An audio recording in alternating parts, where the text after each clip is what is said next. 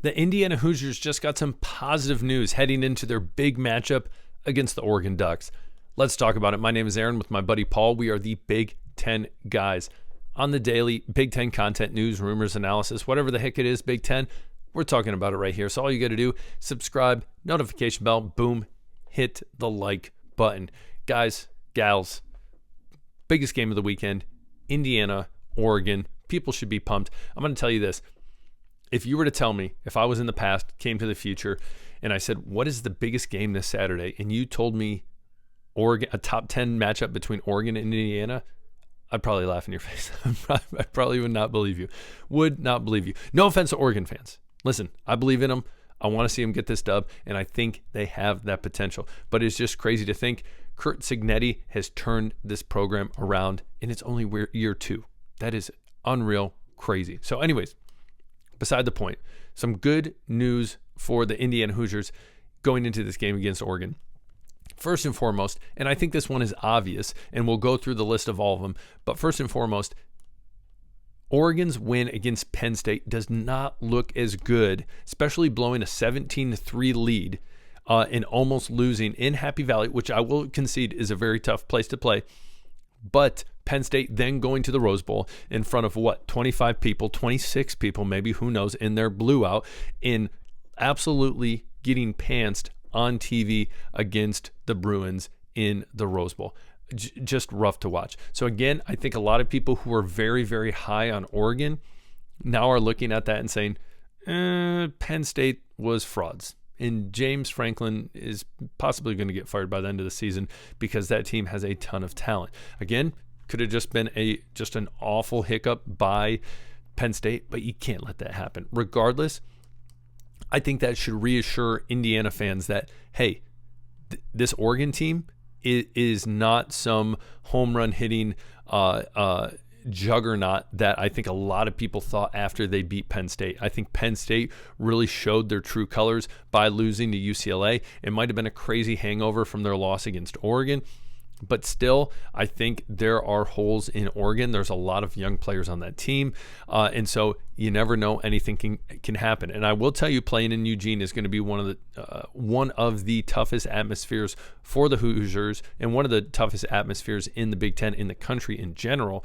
But again, looking at Penn State's fall from glory, losing to Oregon, losing to UCLA, doesn't make that win look as good. The Illinois win, I would tell you, looks much, much better than Oregon's win against Penn State. Laugh at me all you want, people who aren't Indiana fans or even maybe Oregon fans watching, but I truly think that to absolutely blow the tires off a Illinois team that went on to beat USC, I think right now that is looking better than beating a Penn State team who just got embarrassed by UCLA. So I think that's first and foremost, that we put it more realistic, that it's, hey, I think a lot of people are putting this Oregon team way too high right now, especially after what Penn State did. So again, I think that should be more reassuring news for the Indiana Hoosiers, that this is a beatable team. This is a winnable game for the Hoosiers. Second up, we talk specifically about this offense for the Hoosiers.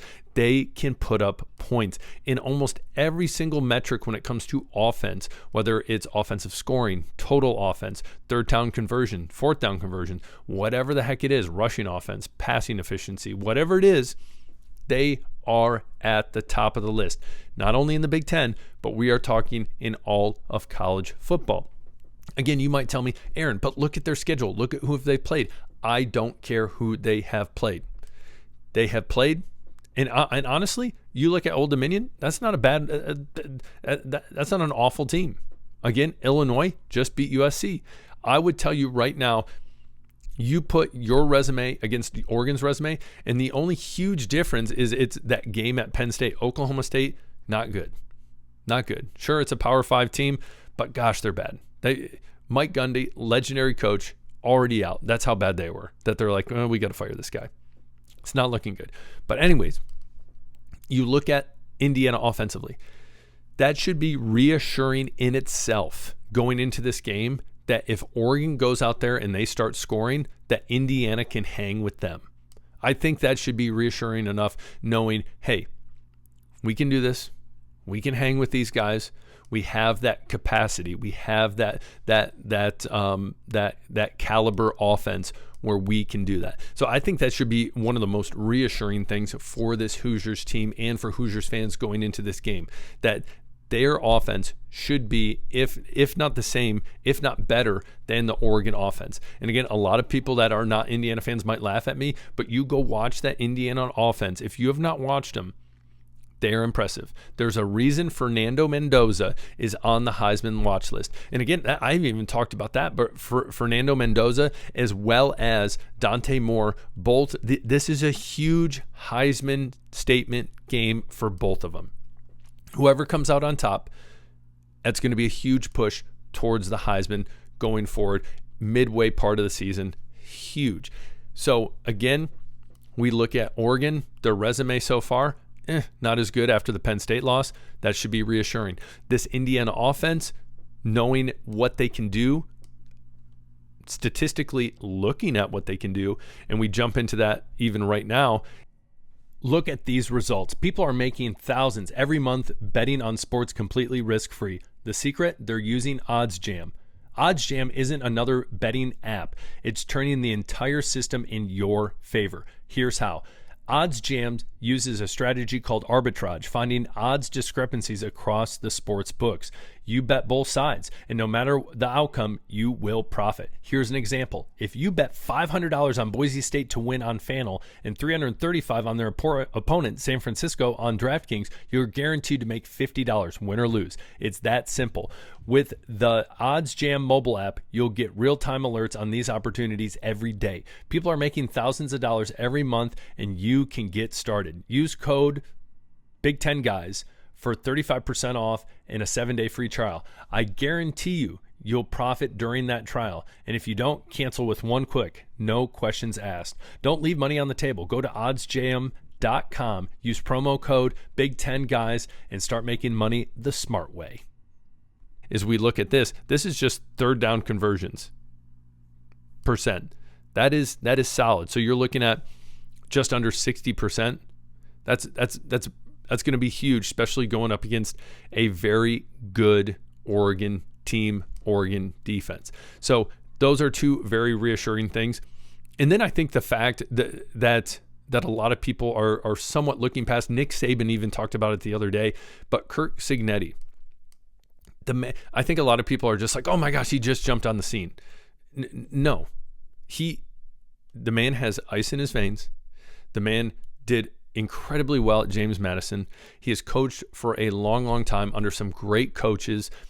I think a lot of people are just like, oh, he just kind of popped up on the scene. No, if you know college football, you've heard the name Curt Cignetti, especially the time he had at James Madison. But him combined with Fernando Mendoza, Hemby, Surratt, Cooper, there's a lot of guys offensively that have the potential to have huge games today. And we haven't even talked about the defense. Again, we look at this schedule of the Hoosiers and who they've played. Listen, the most anyone has scored on them is 15. Now, am I saying Oregon's only going to score less than 15 on them? No, I'm not saying that. But again, another reassuring thing is defensively, they have been sound all year long.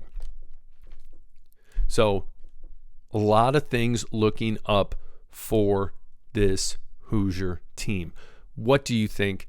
Comment below. And as well, there's been players that have came back from injury, specifically going to be playing in this Oregon game that will be huge. I think a lot of people look at that Iowa game and say, 2015, that's not ideal. Sure, it's not ideal, but again, Iowa does not have a bad defense. Iowa offensively is rough. I will admit that. But at Iowa, that's a tough place to win. Tough place to win, and a win is a win, regardless. Last but not least, betting odds. Betting odds right now have opened at Oregon minus 8.5, and that's the spread. Sunday, it's down to 7.5. Again, this is a game in Eugene.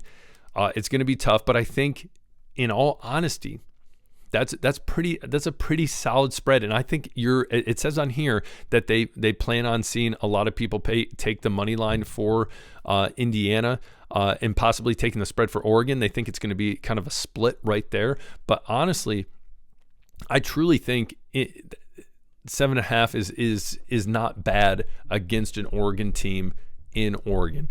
But I think the Indiana Hoosiers definitely, I think they're going to cover the spread. That's my plan on the bet. I actually think I'm leaning towards upset just because it's exciting, makes things exciting. And so leaning towards betting money line. But I will tell you this, Dante Moore is good. Oregon is good. But Indiana has all the potential in the world offensively, defensively, with their coaching staff to upset this team and really flip college football over and surprise everyone. So comment below. It might not surprise you because you might say, hey, I'm an Indiana fan. I've seen them play. I've seen what they can do. I see their potential. So that being said, what do you plan on seeing this weekend? What are your expectations going into the game, Oregon, tomorrow? Would love to hear from you. Drop some score predictions, drop some bold predictions. Who's going to score? What quarterback's going to look better? Be honest, be unbiased. We'll see. Appreciate you guys. Hit that sub button on the way out. We'll talk later. Peace.